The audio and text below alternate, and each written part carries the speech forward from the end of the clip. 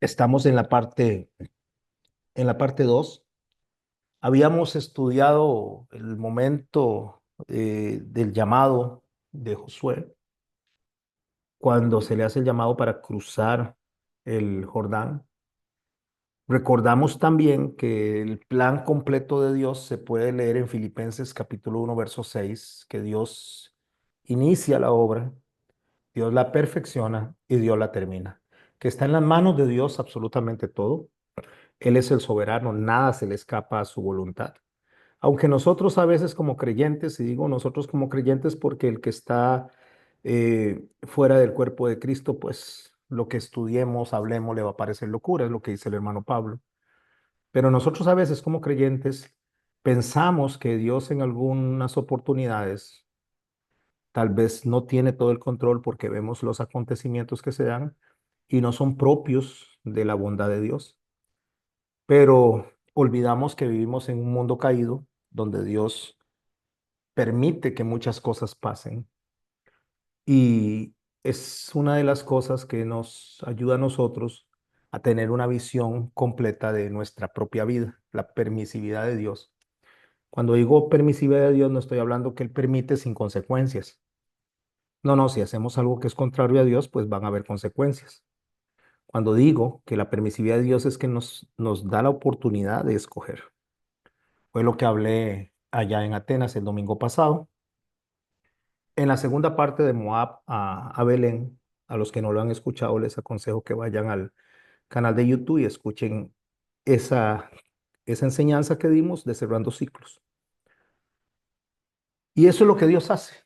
Nos deja a nosotros tomar decisiones, sean acertadas o no, y si somos sus hijos, Él va a llevarnos a buen puerto. Él comienza, Él perfecciona y Él termina.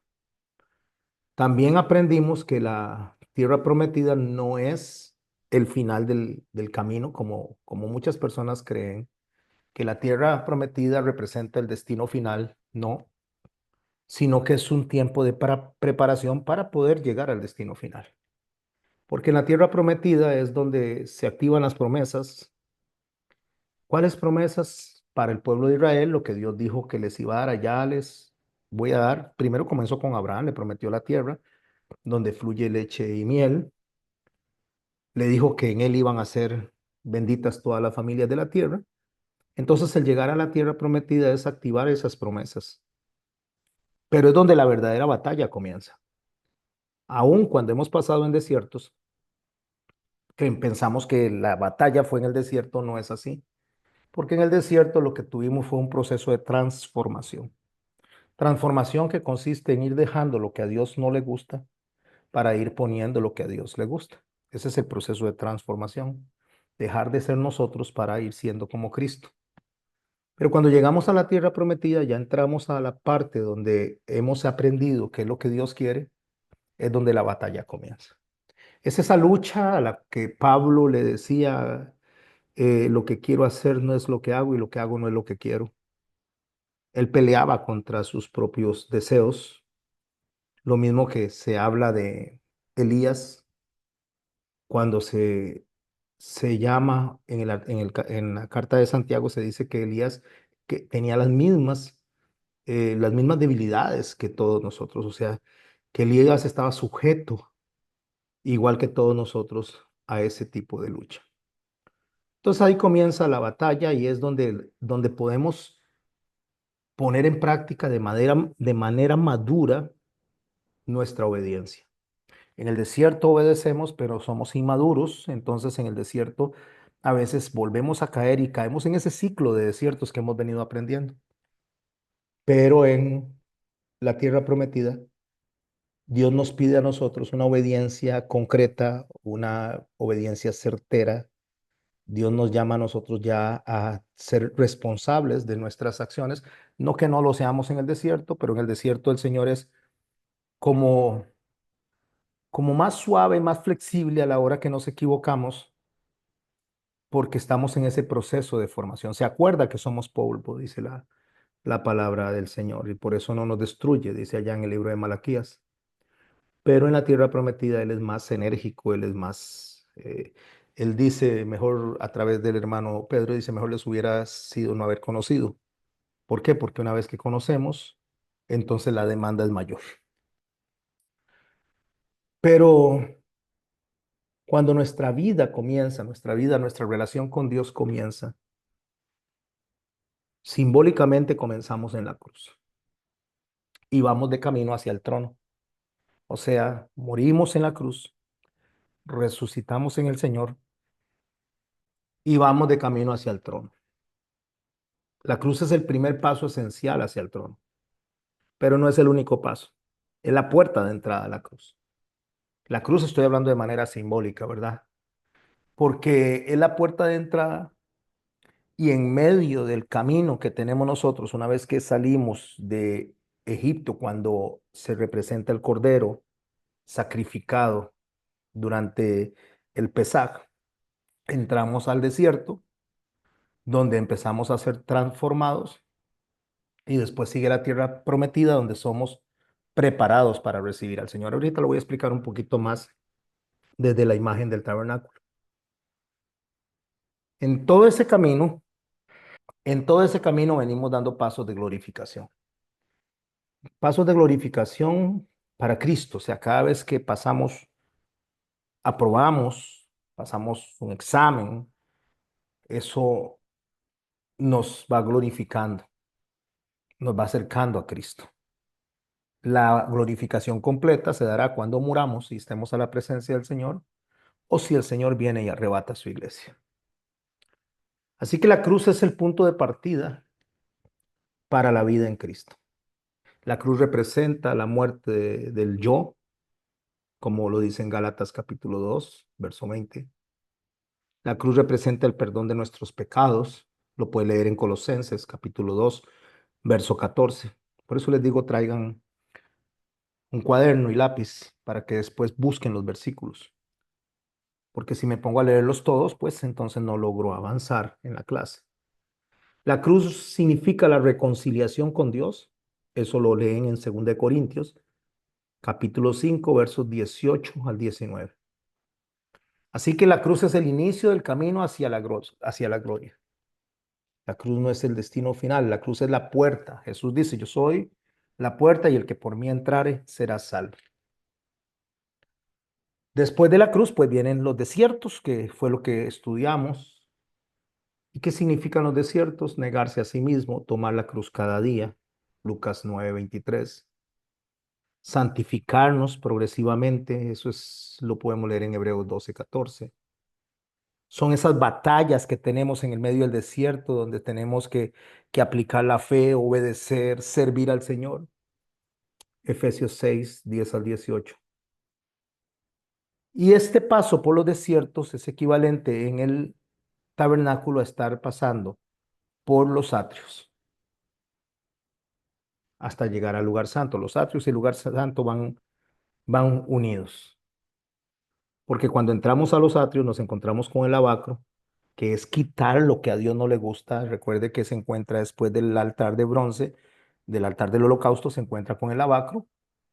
Ahí se asoma el sacerdote, se ven unos espejos que logra verse su propio rostro, se lava las manos y los pies.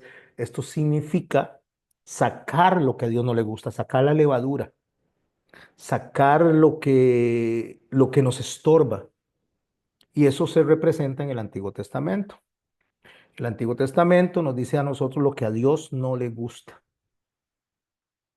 La ley de Moisés nos dice a nosotros lo que a Dios no le gusta.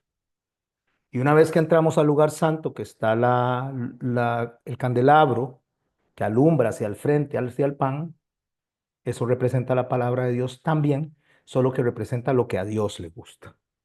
¿Qué representa lo que está adentro del lugar santo? Representa la vida de Cristo, los evangelios, representa lo que Pablo y Pedro y los diferentes escritores del Nuevo Testamento nos dicen que Dios quiere que hagamos para agradarse, que lo agrademos, perdón. Entonces, el entrar en estos atrios, después de haber pasado los desiertos, caminar por los atrios y pasar al lugar santo, es dejar y tomar, dejar cosas y tomar cosas. Ese es el proceso de crecimiento. Son las diferentes conquistas espirituales. Esa es la formación del carácter. Por eso entrar a la tierra prometida no es el último destino. El destino está en el lugar santísimo. Y el lugar santísimo está cuando el Señor nos arrebate, cuando se den las bodas del Cordero. Ese es el lugar santísimo. La tierra prometida es ese lugar de conquista. No es un descanso absoluto, sino es conquista. Porque cuando vemos a Canaán, que es la tierra prometida, ahí hay enemigos, hay desafíos, hay que, ahí vamos a estudiar cómo se conquistan ciudades como Jericó, como Jai. Hay que echar a los gigantes de cada uno de los pueblos paganos. Todo eso son figuras de cosas que nosotros tenemos en nuestro interior, conductas que tenemos nosotros. Ahí lo vamos a ir aprendiendo. En la tierra prometida se reparte la herencia y se establece justicia. Pero en el final, cuando ya estemos en el cielo con el Señor o estemos en la presencia del Señor que representa el lugar santísimo, no están esas luchas. Ahí no hay enemigos para vencer. Ahí no hay más llanto, ahí no hay más dolor, ahí no hay más muerte, sino más bien es un lugar de descanso eterno. Entonces, el lugar santísimo no está representado en la tierra prometida. El lugar santísimo, que es Cristo y es la presencia delante de Dios con el Rey de Reyes y Señor de Señores, eso está representado en el Apocalipsis, cuando ya el Señor viene y nos desarrolla cómo es el trono de gloria, cómo es la vida con Él. O sea, concluimos para ir armando el cuerpo de lo que estamos estudiando. Y estoy repasando esto porque eh, necesito conectarlo bien con la primera clase y lo que venimos saliendo para que podamos tener la riqueza de la enseñanza. Concluimos entonces que la tierra prometida no es figura del cielo, sino que es símbolo de la vida en Cristo en plenitud aquí y ahora. Es donde estamos disfrutando, viviendo de la promesa. ¿Cuál promesa? Tenemos muchas promesas que podemos tomar, pero voy a tomar la promesa esencial que el Señor nos dijo a nosotros para que pudiéramos luchar en esta tierra prometida, para que pudiéramos caminar con Él. Es necesario que yo me vaya, dijo el Señor, para que venga el otro consolador que os guiará a toda verdad, os convencerá de pecado, os recordará las cosas que os enseñé. Entonces, el camino por la tierra prometida es necesario hacerlo con el Espíritu Santo. Esa es la promesa. Pero continuamos peleando batallas de fe. Solo que estas batallas de fe son conquistadas diferente a como se hacía en el desierto, que en el desierto caíamos en un círculo vicioso, donde un día nos arrepentimos, otro día volvemos a hacer lo mismo. Si usted, mi hermano y mi hermana, esto quiero hacer una pausita aquí. Si usted, mi hermano y mi hermana, está batallando todavía con una conducta, voy a pensar en algo sencillo, en la mentira. Voy a decir la mentira. Si a usted le gusta, bueno, no voy a decir le gusta, usted miente y le sale de forma natural, o murmura o critica y le sale de forma natural, y no logra conquistar eso, aún todavía está luchando en un desierto. Está luchando en desiertos. Porque cuando ya entramos a la tierra prometida, tenemos esa herencia del Espíritu Santo, tenemos esa posesión que el Señor nos da como bendición para que podamos nosotros controlar nuestras acciones, la forma de hablar. Y esa es la lucha que tenemos nosotros en la tierra prometida. La forma de pensar es más difícil, pero si usted y yo pensamos en la tierra prometida, en base a lo que el Espíritu Santo nos está guiando, nuestra forma de hablar va a ser diferente. Si nosotros continuamos en la misma actitud, en lo mismo, resolviendo de la misma manera, no solo hablemos en cuanto a nuestra conducta, sino también en las cosas que hacemos, en el trabajo, en la forma en que nos aferramos a este mundo, estamos todavía en el desierto, ahí estamos todavía, no hemos salido, estamos queriendo entrar a la tierra prometida, pero estamos en el desierto. Cuando ya nosotros salimos de esas conductas que se arraigan al desierto y desean ir a Egipto, y ya usted suelta, aunque aquí en la forma en que estamos viviendo en la tierra prometida, aunque aquí es difícil, sigue siendo difícil, más bien es una lucha más fuerte, pero cuando tenemos compromiso, cuando nosotros somos radicales en nuestras decisiones, cuando sostenemos nuestras promesas, cuando decimos esto ya no más y no más, es cuando estamos ya caminando en la tierra prometida.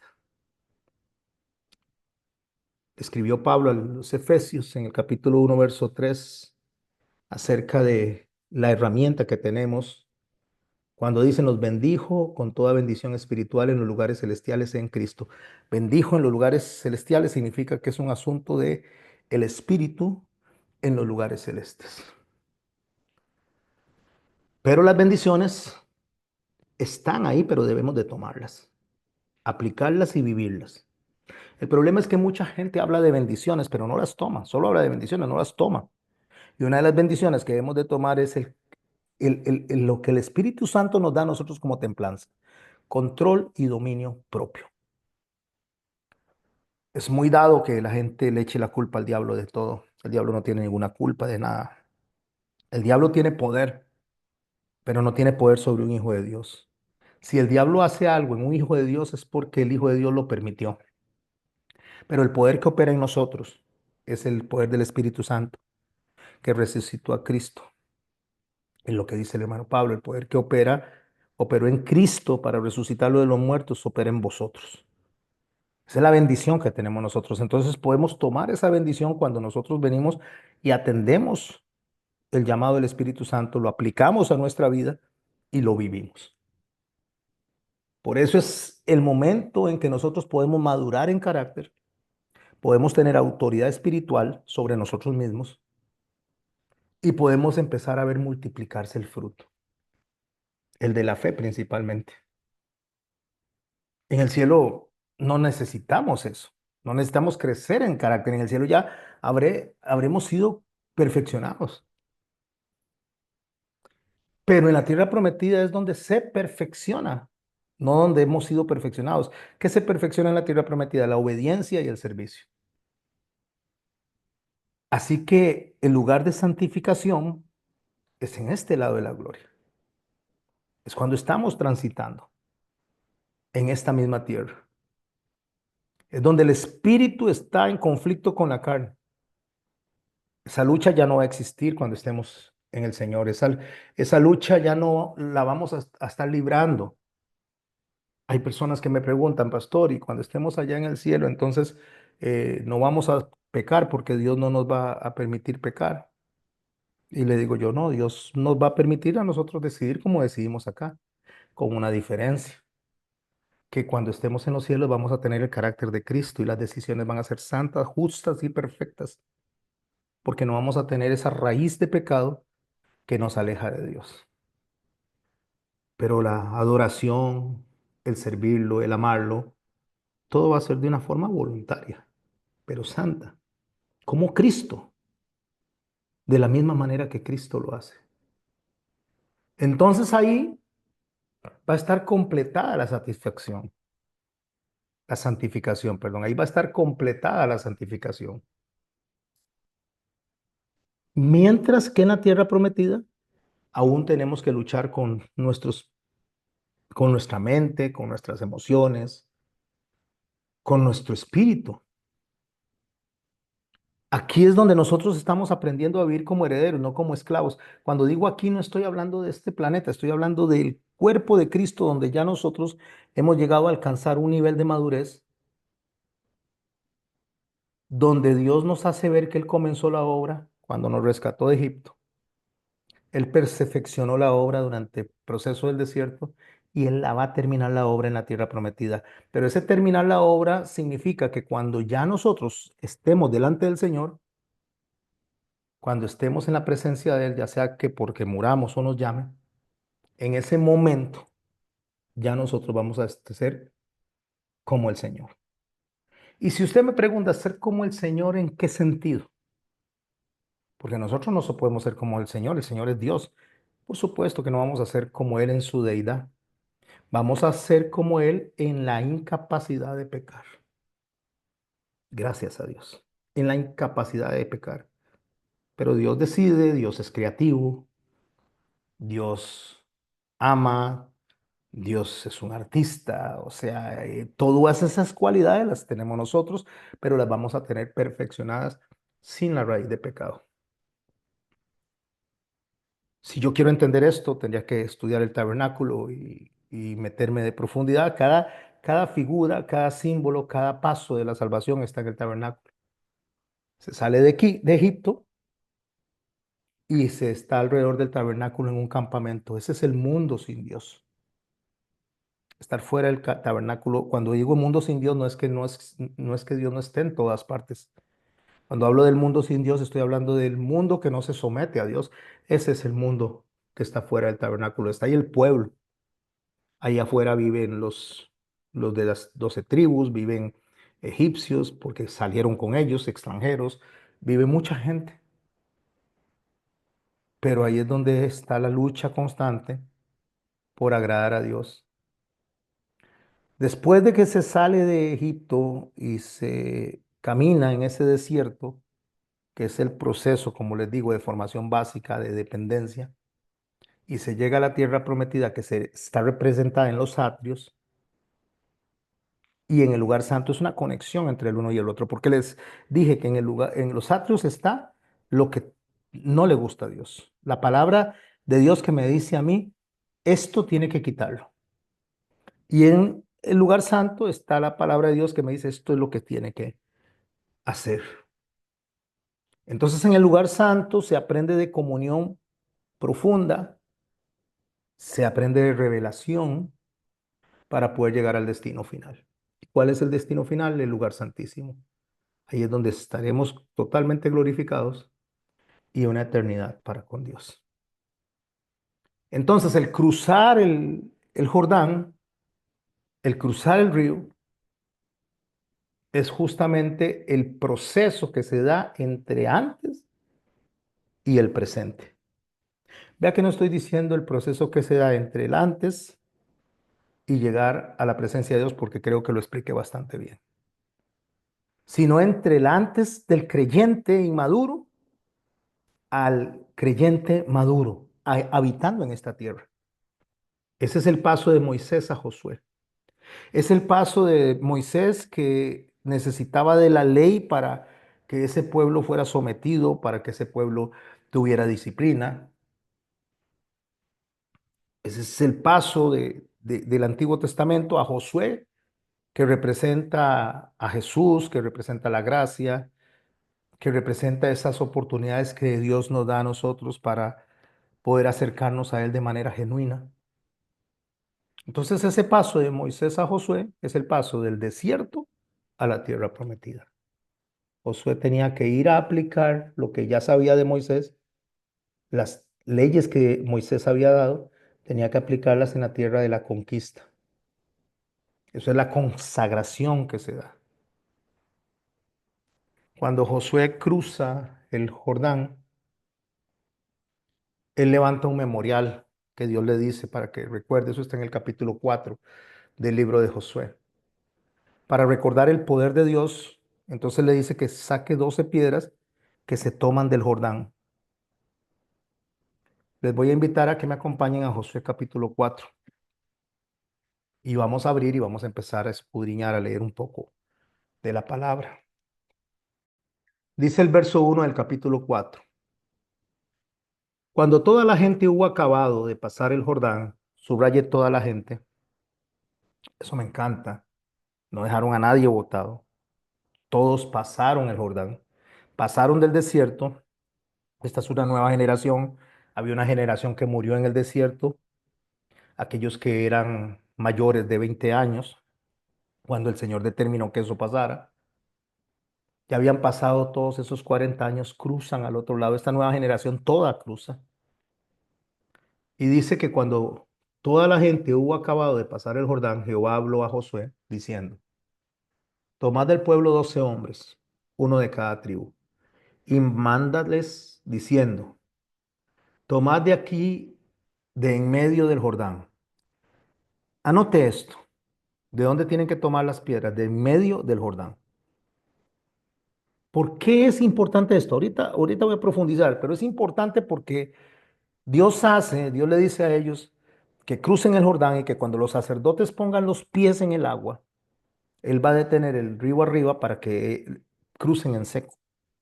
Entonces, cuando Él le dice eso, significa que están en el Jordán con sus pies en medio del Jordán, el Jordán está en seco y de ahí tiene que tomar las piedras, de en medio del Jordán. No le dice a la orilla, sino en medio.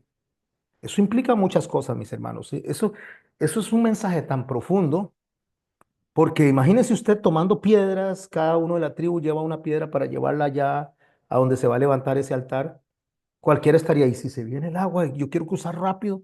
No, no, vaya a recoger esas piedras en medio del Jordán.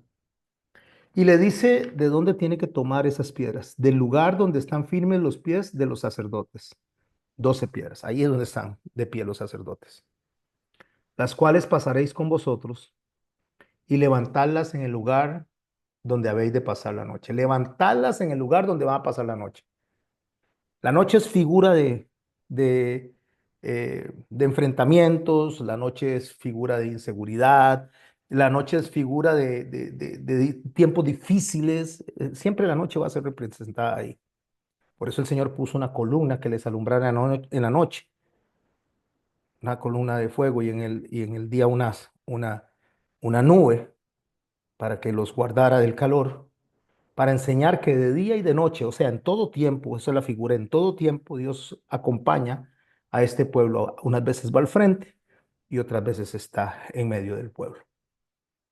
Pero ahí es donde le está diciendo, donde van a pasar la noche, donde ya está el momento, donde están ustedes, podrían estar en peligro, amenazados, no solo por personas, sino también por animales, por fieras. Ahí es donde van a levantar ustedes esas 12 piedras, van a levantar un altar. Así que el hecho de que esas piedras fueran tomadas mientras el Jordán estaba seco por orden de Dios, lo que nos enseña a nosotros es un simbolismo espiritual enorme. Lo que nos está enseñando a nosotros es que para el humano es imposible, porque el río está lleno. Cuando el río está crecido, como lo dice Josué 3:15, no pueden pasar, es intransitable para el humano. Pero Dios viene y seca el río, abre un paso. Entonces, las piedras que se están tomando ahí son testigos físicos de lo que pasó sobrenatural en ese momento. Lo que quiere decir es que cuando Dios nos abre camino a nosotros, donde es imposible, nos deja marcas a nosotros visibles de recordar que no fue por nuestra fuerza. Cuando yo pienso en esto que acabo de explicarles, mis hermanos, pienso en que no puede una persona decir que ha tenido un encuentro con Cristo sin que hayan cambios. Decía Paul Washer en una de sus predicaciones, en una de sus enseñanzas, que si una persona viene y llega y dice, mire, es que me atropelló el tren y no hay marcas, no hay sangre, no hay nada, uno dice, este es un mentiroso. Porque si un tren lo arrolla, tiene que por lo menos haber perdido el brazo, haber sangre, haber heridas, tiene que haber pasado algo. Entonces, una persona que dice que es hijo de Dios, una persona que es cristiano y sigue comportándose de la misma manera, mentiroso, murmurador, manipulador, usando estrategias humanas para salir adelante. Si una persona continúa haciendo eso, si una persona continúa comportándose como cuando estaba en Egipto, incluso comportándose como cuando estaba en el desierto, no tiene marcas visibles de lo que es.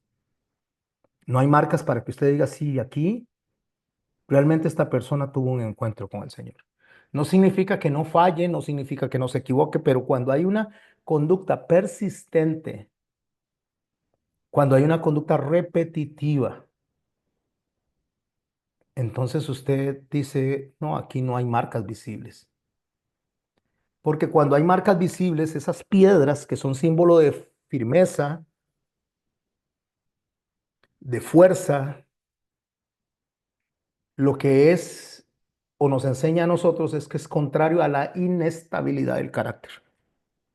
Las piedras son firmes, no cambian con el tiempo, no se pudren. Entonces nosotros cuando hemos sido impactados por el Señor, nosotros somos radicales en nuestra conducta, somos radicales en la forma en que nos conducimos y en lo que decimos. Sostenemos nuestra palabra, somos veraces. No es que decimos hoy una cosa y en la tarde otra.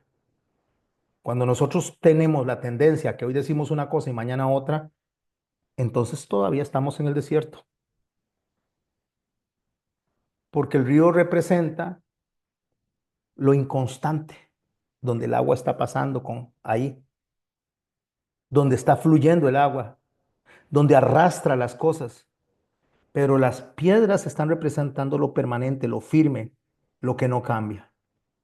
O sea, ¿qué es lo que está pasando? El Señor está diciendo, tome esas piedras de ahí donde yo los estoy sacando, donde ustedes son inconstantes, donde ustedes no son radicales, donde ustedes hoy están pensando con euforia, contentos de que me alaban y mañana están tristes y esos altibajos que tienen. Cuando ustedes estén pasando por esos altibajos, vean las piedras y esas piedras les van a recordar de dónde los traje. Los crucé por este río Jordán, les abrí el río Jordán como lo hice con la generación anterior, que también era inconstante. Así que vean las piedras, ese es el testimonio, porque la palabra de Dios, mis hermanos, es firme, es como la piedra firme en medio de ríos cambiantes en la vida. Se toman de la parte seca, porque después de que ellos hubieran cruzado y el agua regresa, no se puede tomar. Entonces, en el momento de tomar esas piedras, es en el momento de la intervención divina. Cuando se seca el río, se toman las piedras porque ahí está Dios operando.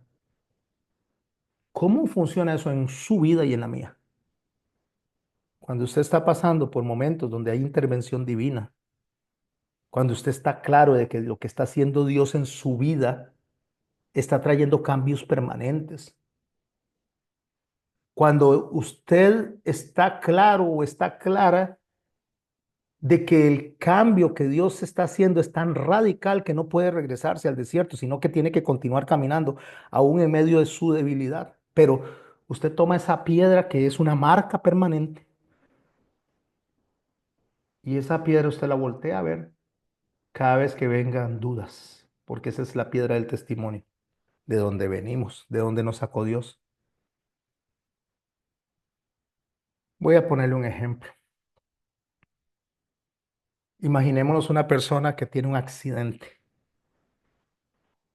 viene en una moto con otra persona, tal vez dos personas en la misma moto, vienen en la autopista, se encuentran con un carro de frente y colisionan, uno muere y el otro sobrevive.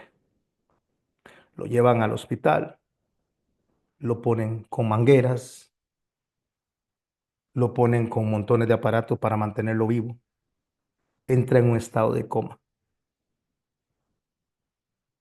y pierde un brazo y tiene lesiones que hicieron que lo operaran para poder salvarle los órganos. Ahí pasa varios meses en el hospital. Sobrevive. Ya después se recupera, le quitan las mangueras y regresa a casa y lo primero que regresa y dice, voy a darle gracias a Dios. Voy a darle gracias a Dios porque me salvó de la muerte, porque me dio una oportunidad nueva de vida, porque me está permitiendo arreglar las cosas con mi familia, conmigo mismo y con Dios, por supuesto. Pasan tiempo,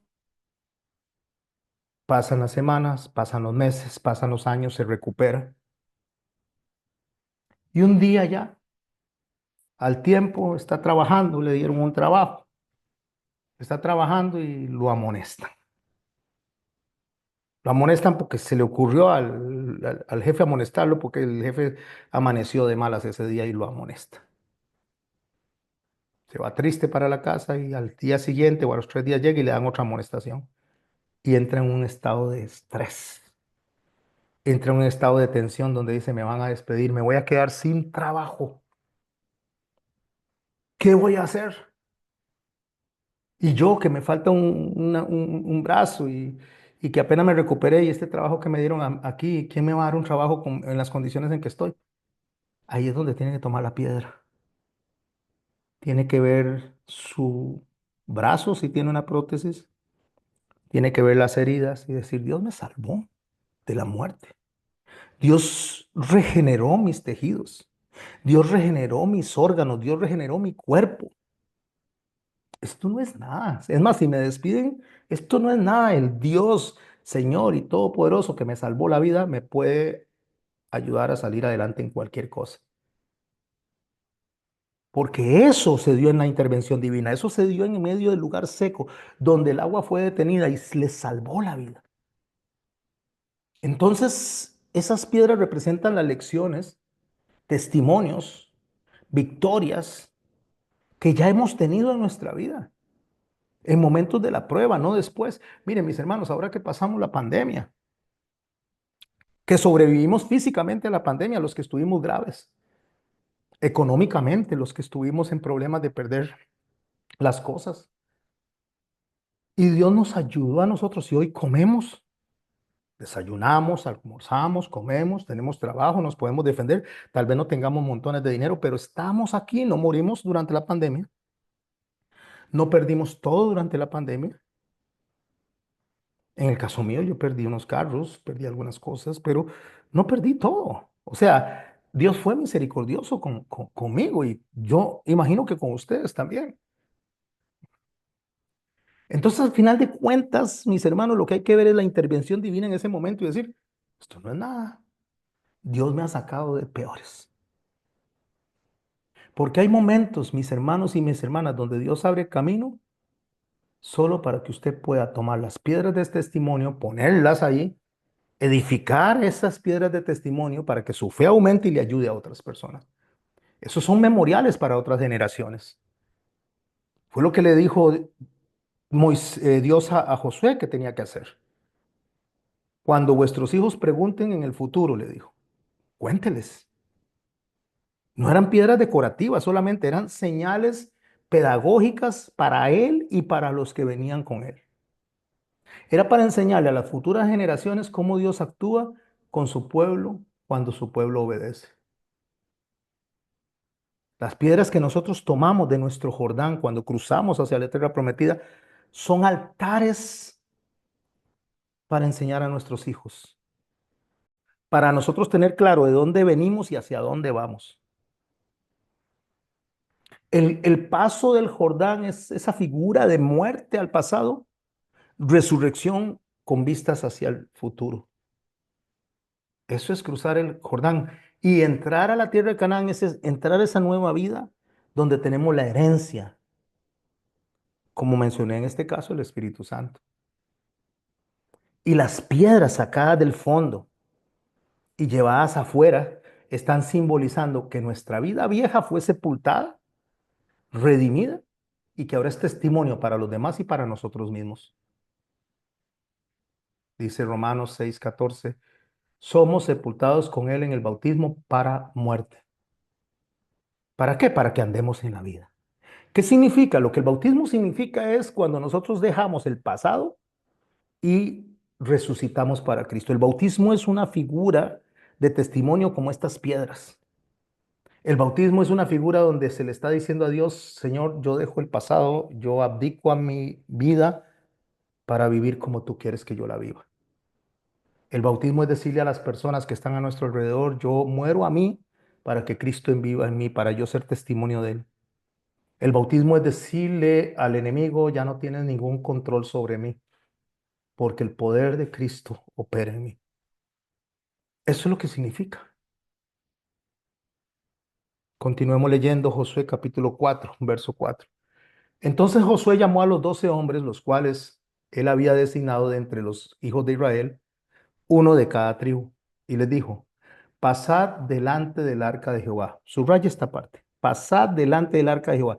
Él está diciendo a los sacerdotes que vayan delante del arca de Jehová. Esto es importante, ahorita lo voy a explicar.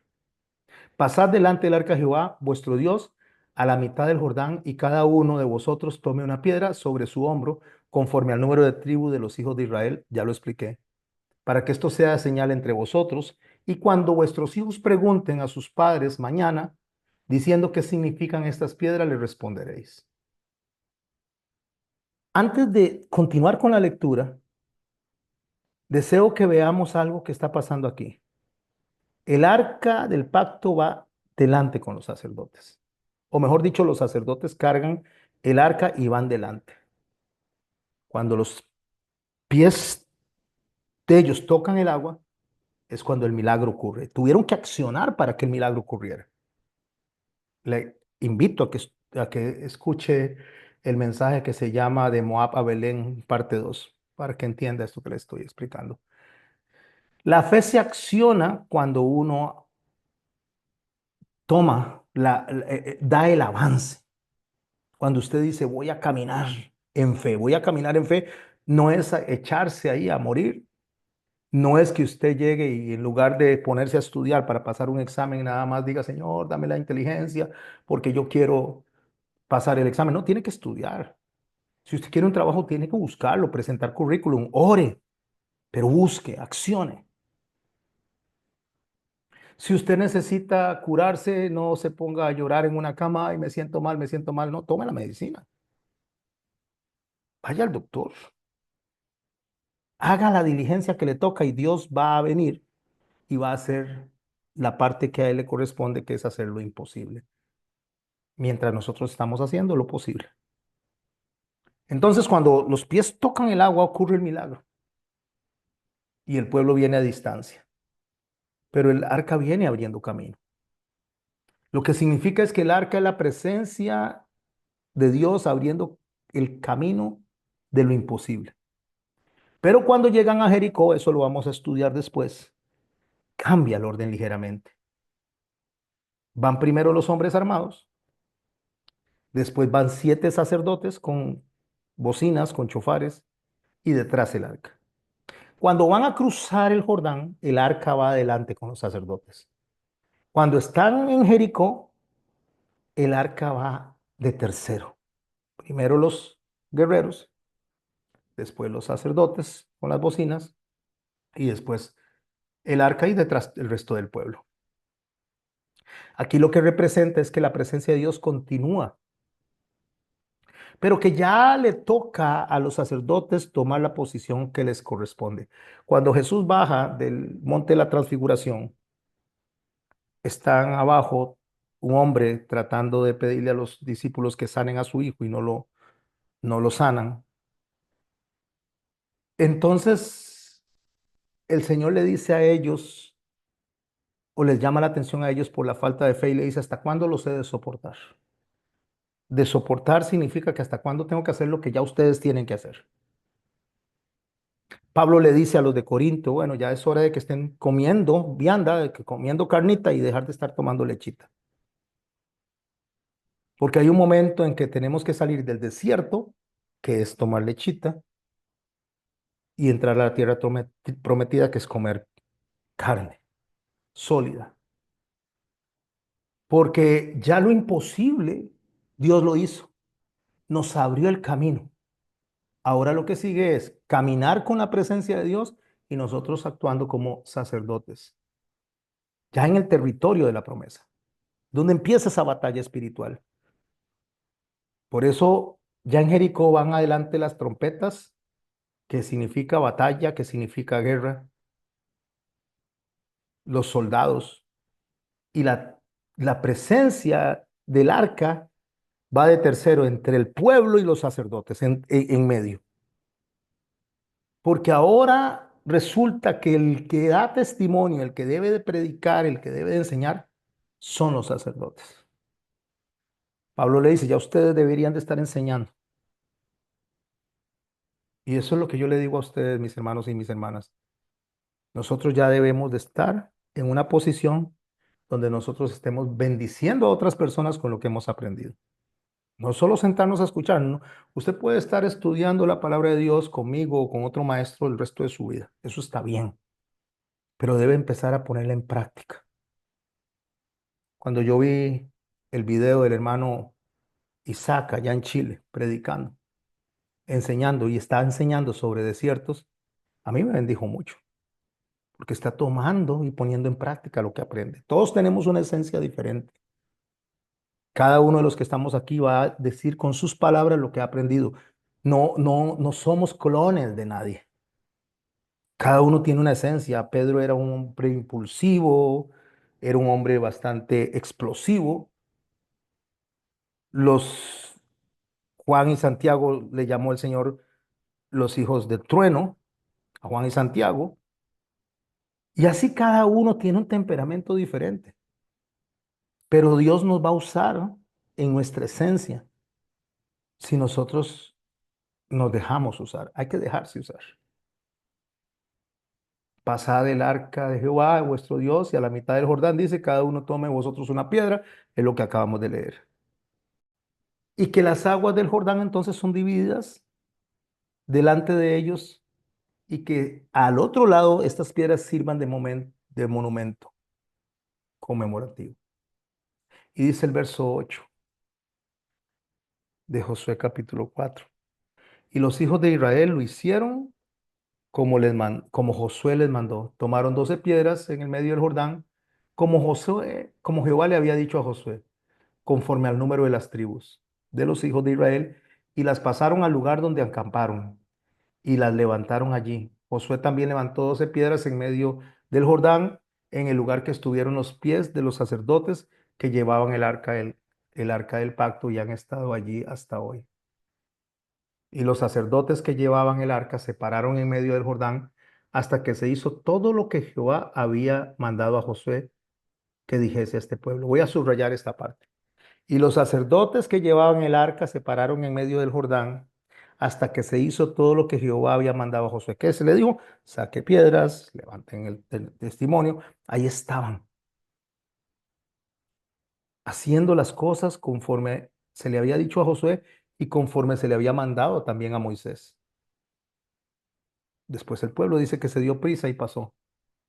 Y cuando el pueblo, y cuando todo el pueblo dice, acabó de pasar, también pasó el arca y los sacerdotes en presencia del pueblo.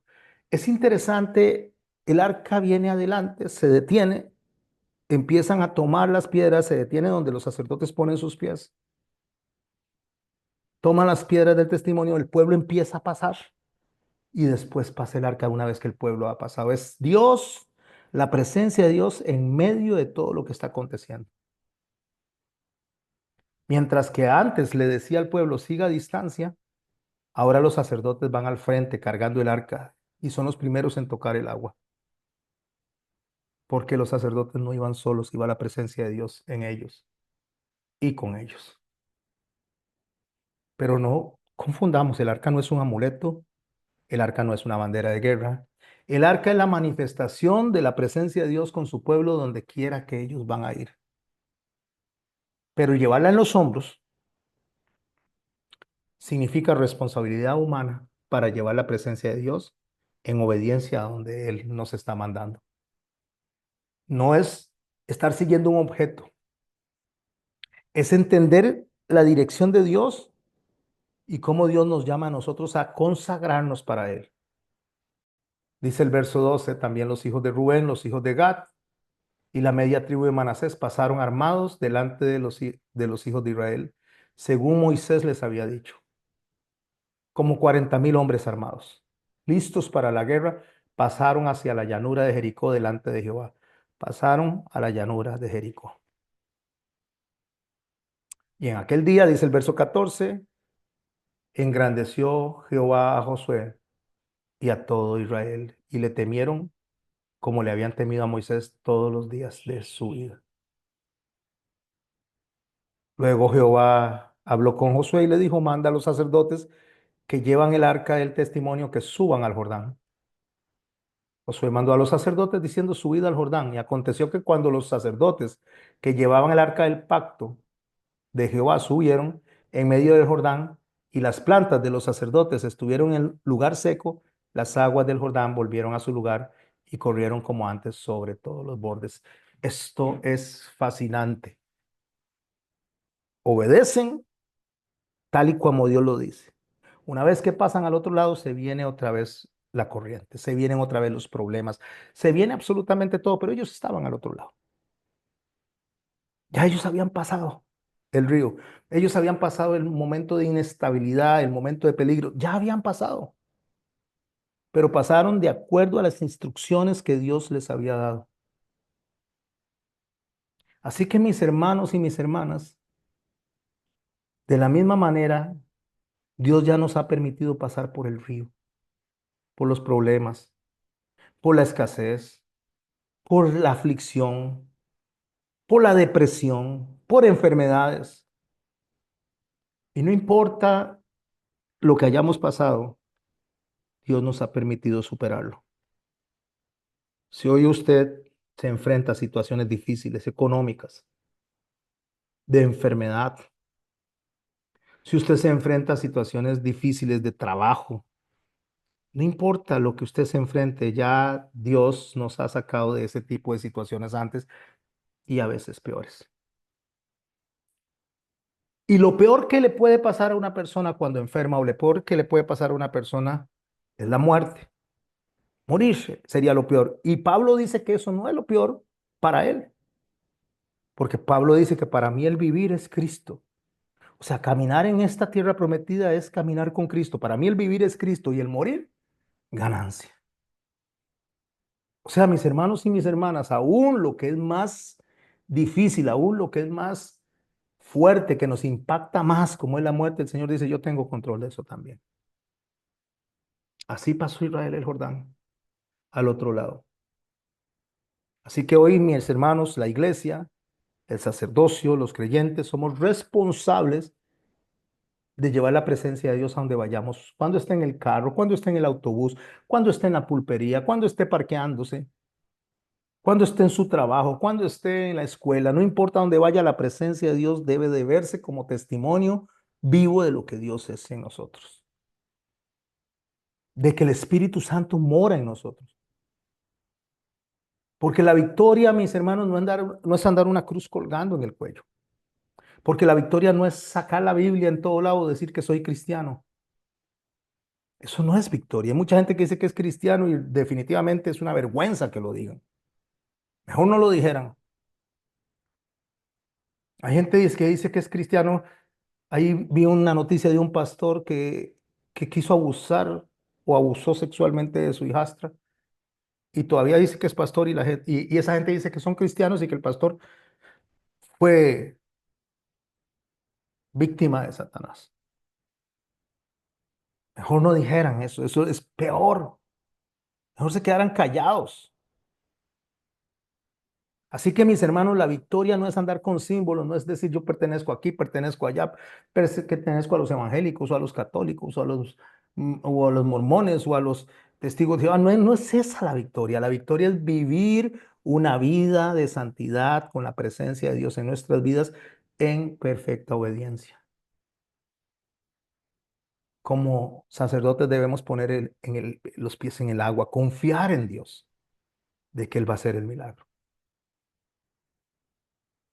Así que, mis hermanos, para cuando ya estudiemos la parte de la entrada a Jericó, antes de entrar a Jericó debemos de recordar de dónde nos trajo Dios, porque ya las batallas que hemos librado, Dios las ha ganado. Las ha ganado para nosotros, pero nos olvidamos de eso.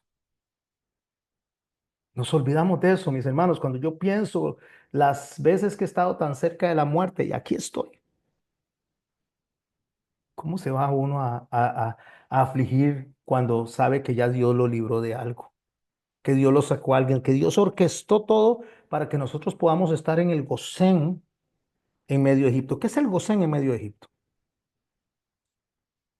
Egipto tenía una parte que se llama la tierra de Gosén. Ahí fue donde mandaron a los israelitas a que vivieran. Cuando las plagas vinieron, las plagas cayeron en todo Egipto y no en Gosén, exceptuando la plaga el hijo pródigo. Pero del hijo pródigo, perdón, exceptuando la plaga del hijo primogénito, de la muerte de los primogénitos. Pero de ahí en fuera ellos estaban protegidos en Gosén. Así que mis hermanos, para cerrar la clase de hoy, cierro con esta aplicación. Todo lo que se está orquestando en el mundo nos enseña a nosotros que los últimos tiempos están en cumplimiento, las profecías están en cumplimiento. La falsa paz está a las puertas. Una economía boyante, una economía que va a venir a raíz del dolor de muchas personas, va a surgir de la esclavitud de muchas personas. Decía Rockefeller en un libro que escribió hace 15 o 20 años o más, serán felices y no tendrán nada. Esa es la consigna para el 2030, esa es la consigna para lo que viene y es evidente que la tribulación está a las puertas. Está tocando las puertas la tribulación como el Señor está a las puertas. ¿Cuánto tiempo? No lo sé, pero está a las puertas. Y nosotros estamos parados en medio del Jordán, sacando las piedras para ponerlas en un lugar seco, para cruzar al otro lado. Y estamos siendo formados, estamos siendo preparados para el tiempo difícil, para que nosotros podamos decirle al mundo que Cristo es el Señor, que en Él hay seguridad, que en Él hay descanso, que Él es nuestro Gosén, que podemos estar en Egipto, pero que estamos a la sombra del Rey y Señor, que podemos estar en la tierra prometida caminando, pero que estamos a la sombra del Altísimo, que podemos estar caminando en Babilonia, pero igual que Daniel, él procuró que su corazón no se contaminara. Así que mis hermanos y mis hermanas, estamos a las puertas de tiempos difíciles, pero si usted hace lo que le toca, si usted saca las piedras del testimonio, si usted levanta la bandera y dice, Señor, es mi rey, sin tener vergüenza, el Señor va a honrar a quien le honra y nos va a respaldar. Y usted va a tener su comida, y usted va a tener su vestido, y va a tener cada cosa que necesita, no lo que quiere, lo que necesita, usted y yo, porque estamos siendo guiados en medio de este camino al cual estamos entrando a conquistar lo que ya está conquistado por Dios. Ya eso está conquistado por Dios. Vaya y entren, tomen lo que ya yo les entregué. Entonces, ese es el paso a llegar a Jericó, es llegar a ver la manifestación de Dios en nuestras vidas. No importa lo que pase en el mundo, no importa los acuerdos políticos, la geopolítica está cambiando, no importa lo que pase, estamos en las manos de Dios y ya Dios conquistó. Y cuando esto llegue al colmo, cuando esto llegue al momento en que ya el mundo no soporte, el Señor va a levantarnos con Él, va a llevarnos hacia Él. Veremos cómo se abre el cielo del oriente hasta el occidente y veremos cómo Él viene con sus ángeles y veremos cómo Él viene con la iglesia o nosotros vendremos con Él. Pero mis hermanos y mis hermanas, las piedras del testimonio dicen que si ya Él lo hizo antes, Él lo va a hacer ahora. Las piedras del testimonio dicen que así, de la misma manera que caminó entre el pueblo, predicando y enseñando a nuestro Señor Jesucristo, de esa misma manera va a estar entre nosotros para rescatarnos, para cubrirnos con sus alas como la gallina cubre a los pollitos. Así que lo que necesitamos nosotros es tomar lo que hemos aprendido, tomar esas piedras, apilarlas, ponerlas y que nos sean de testimonio para los demás y para nosotros mismos. No sé cuál es el agua que pasa debajo de sus plantas. No sé cuál es el agua que le mueve el piso, Pero si hay agua que está moviéndole el piso es porque no cruzó al otro lado. Así que es tiempo de cruzar. Así que es el tiempo de tomar la decisión y decir, Señor, heme aquí. Señor, envíame a mí. Heme aquí, Señor. Yo te entrego mi vida, yo te entrego mis pensamientos. Yo abdico a mí para que tú seas en mí. Es tiempo de que no estemos hablando en negativo y estar, uy, qué miedo lo que va a pasar, uy, qué miedo esto. ¿Cuál miedo? Es tiempo de hacer lo que dice Cristo. Dice, cuando oigan que estas cosas pasan, erguíos, porque vuestra redención está cerca. Así que mis hermanos y mis hermanas, cierro esta clase invitándolos a que continuemos entrando a la tierra prometida, a que vayamos a Jericó, a que veamos cómo el Señor prepara el camino antes de Jericó y cómo es realmente una conquista en un lugar como lo fue Jericó,